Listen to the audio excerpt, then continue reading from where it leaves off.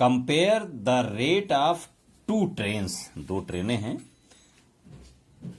One travelling 4 kilometre per hour, 4 kilometre per hour, एक इस speed से जा रही है और दूसरी जो जा रही है वो 10 मीटर पर सेकेंड जा रही है। इनको कंपेयर करना है। एक चीज और ध्यान दें, हमने सोचा बता दें कि रेट क्या होता है। जब कहीं भी रेट की बात आए तो रेट जो है वो आप समझ लें कि स्पीड की बात कर रहा है।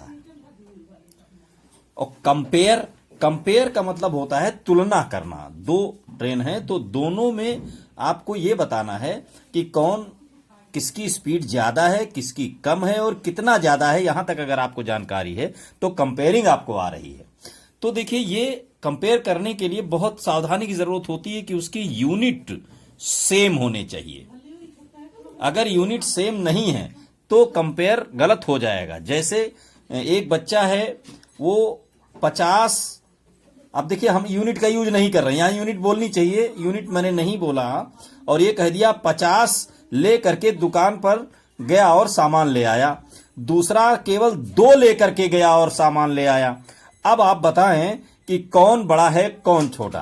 तो अक्सर लोग बता देंगे 50 बड़ा है, लेकिन ये 50 और 2, ये 2 रुपए का नोट लेकर गया था और ये 50 पैसे लेकर गया था। तो देखिए यूनिट पर कितना प्रभाव पड़ गया।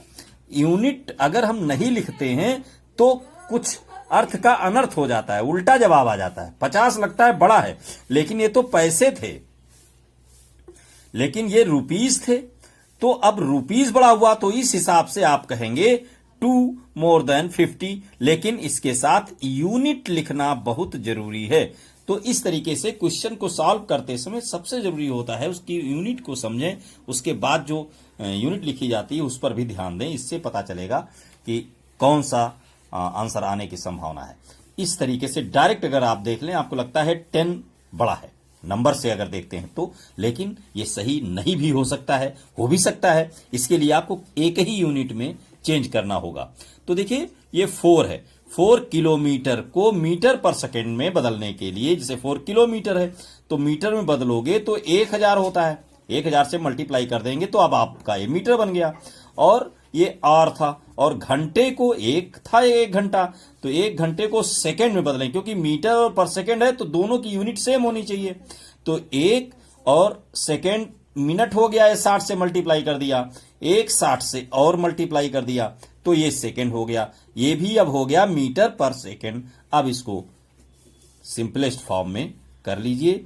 तो देखिए ये 5 हो गया, ये 3 हो गया। अब देखिए 2 से इसको काटिए और 3 से ये कट गया, तो ये आ गया 10/9। 10/9 क्या आया? मीटर पर सेकेंड। अब यहां रिजल्ट मिलने लगा। एक था 10 मीटर पर सेकेंड और दूसरा आ गया 10/9 मीटर पर सेकेंड। अब देखिए कौन बड़ा है। अब देखिए 10/9, 10 के 9 पार्ट किए जाए, बहुत छोटा हो गया, ये बहुत बड़ा हो गया। तो जो ये बी है, मान लीजिए ए ट्रेन थी, ये बी ट्रेन थी, तो बी जो है वो बड़ी है, उसकी स्पीड ज्यादा है, उसका रेट ज्यादा है, तो ये हो गया बी मोर देन ए। अब डिफरेंस जैसे निकालना पड़ जाए तो डिफरेंस निकालेंगे आप, तो इसमें से इसको माइनस कर देंगे, तब आपको डिफरेंस मिल जाएगा। लेकिन कंपेयरिंग का मतलब more than, less than and equal का के साइन को यूज करें, तो बी मोर देन ए या ए लेस देन बी, इस तरीके से आप जवाब लिख देंगे, तब भी आपका जवाब सही आ जाएगा। धन्यवाद।